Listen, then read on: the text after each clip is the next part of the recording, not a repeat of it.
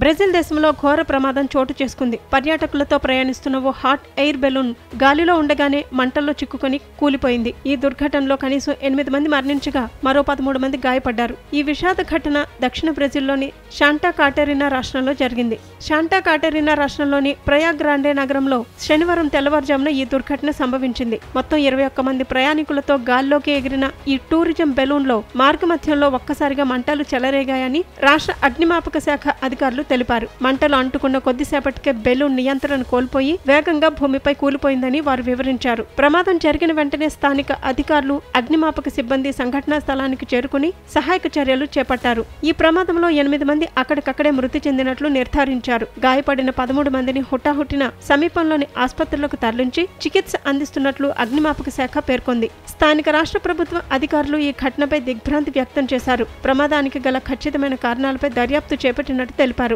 పర్యాటక విహారయాత్రలో జరిగిన ఈ దుర్ఘటన స్థానికంగా తీవ్ర విషాదాన్ని నింపింది.